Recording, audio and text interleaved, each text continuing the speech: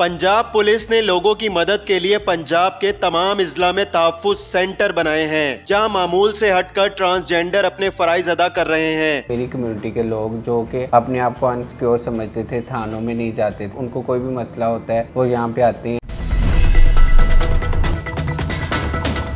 हमारे साथ इस वक्त ट्रांसजेंडर नुमान जमील उर्फ बंटी, जो गुजरावाला के तहफ्फुज़ मरकज़ में फ़राइज़ सरअंजाम दे रहे हैं, इनसे बात करते हैं। यहाँ पर कितने घंटे काम किया जाता है? क्या ये भी 24 घंटे खुला रहता है? यहाँ पे 8 घंटे काम किया जाता है, सुबह 9 बजे से लेके 5 बजे तक शाम। और उसके अलावा वैसे भी मेरी कम्युनिटी का कोई इशू हो या कंप्लेन हो तो मेरे इंचार्ज साहब और मैं वहाँ पे मुतलका थाने में जाते हैं और एप्लीकेशन लिखवाते हैं, चाहे वो रात को 12 बजे या 1 बजे, किसी भी टाइम इवन डैड हम वहाँ पे जाते हैं और अपना काम करते हैं। तो कैसे आपसे रब्ता किया जाता है जब आप घर चली जाती हैं? खुदा ना खास्ता आपकी जो कम्युनिटी है उनके साथ कोई मिसहैप हो जाए। उन सब के पास मेरा कॉन्टैक्ट नंबर है, वो मुझे फ़ोन करती हैं और मैं उनके साथ फिर जाती हूँ। यहाँ पे जिस एरिया में भी जाना हो उस एरिया में मुतलका थाने में जाती हूँ, मैं अपने इंचार्ज साहब को फ़ोन करती हूँ, उनके साथ फिर हम उधर जाते हैं और उनके मसाइल को हल करते हैं। आप यहाँ पर कैसे तैनात हुई और आपका ओहदा क्या है यहाँ पर? मैं यहाँ पे as a VSO victim support officer तैनात हुई हूँ और यहाँ पे CPO साहब अयाज सलीम साहब ने मुझे यहाँ पे तैनात किया है। विक्टिम सपोर्ट ऑफिसर, आप किन लोगों को सुनती हैं? यहाँ पर कौन लोग आपके पास आते हैं? मैं विक्टिम सपोर्ट ऑफिसर यहाँ पे ट्रांस कम्युनिटी के लिए बैठी हुई हूँ, क्योंकि हमारी ट्रांस कम्युनिटी के मसाइल बहुत पेचीदा होते हैं, गुरु चेले के मामले होते हैं जो कि आम मेरे भाई पुलिस वाले इनको नहीं जानते, तो इनके लिए मैं यहाँ पे बैठी हुई हूँ। और इसके अलावा वैसे आम ख़वातीन या बच्चे कोई भी आते हैं जो स्पेशल या डिसेबल होते हैं, तो उनके भी कोई मसला हो तो वो उनके लिए भी मैं काम करती हूँ। ये गुरु चेले के कौन से वाक़यात होते हैं? लड़ाई झगड़े के होते हैं? लड़ाई झगड़े के होते हैं, पैसों का लेन देन होता है आपस में, और इसके अलावा और भी बहुत से मामले हैं। इनके लेन देन बहुत ज़्यादा होता है, जिसमें 2-2, 3-3, 4-4 लाख रुपया होता है इनके आपस में कम्युनिटी का, तो उसके लिए। तो वो सारे मसले आप सुन के और हल करवाते हैं? हाँ जी, सुन के मैं अपने साथ इंचार्ज साहब को इनको गाइड करती हूँ, फिर वो सॉल्व करते हैं इन मसलों को। आपके यहाँ पर लगने से आपकी कम्युनिटी को कितना फ़ायदा हुआ है?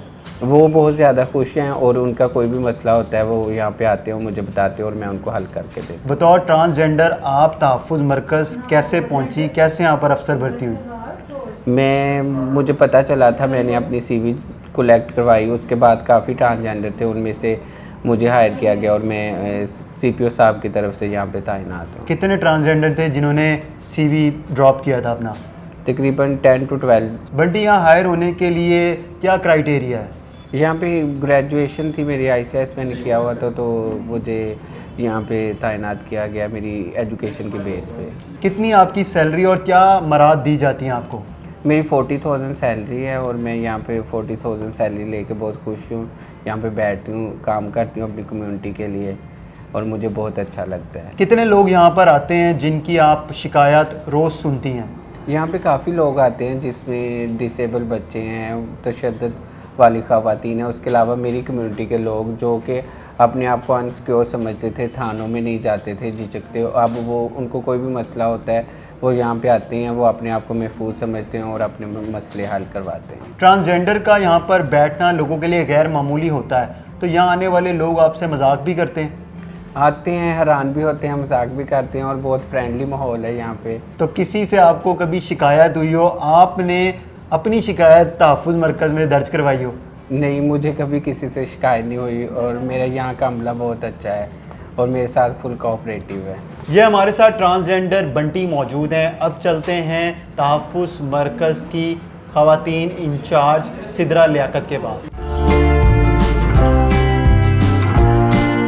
मेरे साथ इस वक्त गुजरावाला के तहफ्फुज़ मरकज़ की खातून sub inspector in charge Sidra Liaquat मौजूद हैं, इनसे जानते हैं। सिद्रा, ये बताइएगा कि आप यहाँ पर तैनात हैं, एक मेल सब इंस्पेक्टर हुसनैन वो तैनात है, फिर ट्रांसजेंडर क्यों तैनात किया गया? असल में बेसिकली ये जो सेंटर बनाया गया तहफ्फुज़ मरकज़, इसका मकसद ये था यहाँ पे जितने भी वल्नरेबल्स हैं, ट्रांसजेंडर्स हैं, डिसेबल कोई भी पर्सन है इस कैटेगरी में जो फॉल करता हो, वो यहाँ पे ये उन लोगों के लिए बनाया गया। अब यहाँ पे जो बंटी हैं, जो ट्रांसजेंडर हैं, उनकी तैनाती का मकसद ये था कि हम जो नॉर्मल लोग हैं, हम लोग ट्रांस कम्युनिटी की प्रॉब्लम्स को नहीं समझ सकते और वो लोग भी हमारे साथ जल्दी हम पे ट्रस्ट नहीं करते। इसलिए हम लोगों ने मतलब पुलिस डिपार्टमेंट की तरफ से बंटी को यहाँ पे तैनात किया गया ताकि वो बंटी एक ब्रिज का काम करे ट्रांस कम्युनिटी और हमारे दरमियान। अभी बहुत सी प्रॉब्लम्स हैं जिनका हमें नहीं पता था कि ये ट्रांस कम्युनिटी फेस कर रही है, और अब बंटी के थ्रू हम लोगों को पता चला है, और अब ट्रांस कम्युनिटी भी विदाउट एनी हेजिटेशन हमारे पास आती है। बाकी मेरा यहाँ पे तैनाती का मकसद ये है कि जो फीमेल्स आएँ वो मतलब मेल्स को देखते हुए या ट्रांस को कोई हेजिटेशन फील ना करें, विदाउट हेजिटेशन वो आए। मैं सारी फीमेल्स को डील करती हूँ, और जो मेल हमारे सब इंस्पेक्टर हसनैन हैं वो जो भी मेल्स आते हैं उनको डील करते हैं। इसलिए हम यहाँ पे 3 लोगों को तैनात किया गया है, मतलब as a incharge, as a DSO। ये बताएं कि लोगों को तहफ़्फ़ुज़ मरकज़ बनाने का मकसद क्या था, और इसमें जो लोग आते हैं उनको किस तरह की सहूलियात मुयस्सर आती हैं? ठीक है, अच्छा, बेसिकली जो तहफ़्फ़ुज़ मरकज़ है वो खिदमत मरकज़ की ही एक ब्रांच है, लेकिन जैसे आप जाएं अगर वहाँ देखें वहाँ काफ़ी ज़्यादा रश होता है। तो इसके लिए जो वल्नरेबल्स हैं और ट्रांसजेंडर्स हैं, जैसे कि डिसेबल पर्सन हो गए, ये वल्नरेबल कैटेगरी में फॉल करेंगे, जैसे बच्चे हैं, लावारिस या नशे के आदी अफराद हैं या ट्रांसजेंडर्स हैं। अब वहाँ उनको जाके लाइनों में ना लगना पड़े, या थानों में आप जैसा कि देखते हैं मजाक किया जाता है या इग्नोर किया जाता है। सो ऐसे लोगों के लिए तहफ़्फ़ुज़ मरकज़ IG साहब ने एक सेपरेट मतलब क्विक विंडो बना दिया ना, आप कह सकते हैं। वो आते आते साथ उनका काम हो जाता है, लाइनों में नहीं लगना पड़ेगा। अब मैं आपको इसके बारे में कुछ शॉर्ट इंट्रोडक्शन देना चाहूँगी कि यहाँ पे हम लोग जितने भी डिसेबल हैं, ट्रांसजेंडर हैं, मतलब वल्नरेबल्स हैं, उनका हम यहाँ पे ID कार्ड, करैक्टर सर्टिफिकेट बनाते हैं। ID कार्ड बनाने में अगर उनको कोई प्रॉब्लम है, हम साथ जाके उनका ये प्रॉब्लम सॉर्ट आउट करते हैं।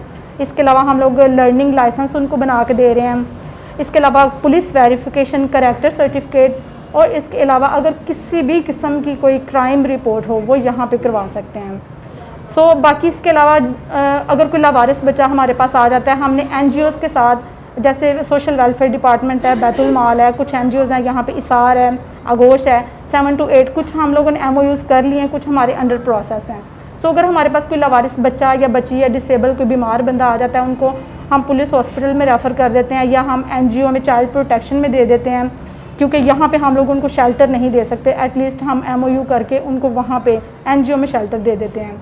बाकी अगर फीमेल हैं, उनके कोई तशद्दुद के, वायलेंस के, कोई भी किसी किस्म का केस हो, उसको भी हम लोग डील करते हैं। अच्छा, अभी जैसा कि आपने देखा एक बच्चा है उसामा, जिसको हमने उसकी मदर के हवाले किया है। ये 3-4 दिन से लापता था, इसके घर वाले से ढूंढ रहे थे। ये थोड़ा सा मेंटली एबनॉर्मल है। इसे हम लोगों ने 3-4 दिन अपने पास रखा, शेल्टर दिया हम लोगों ने, इसके खाने का, पीने का, इसके कपड़े तक इसको लेके दिया हम लोगों ने। बाकी ये सिर्फ एक जगह का नाम बता रहा था, हमने आसपास के थानों में सारा इन्फॉर्म करके तो इसके पेरेंट्स को ढूंढा है। ये हमारे साथ सिद्रा लियाकत मौजूद है, आपने इनकी गुफ्तगू सुनी। हमें इजाज़त दीजिए, खुदा हाफिज़।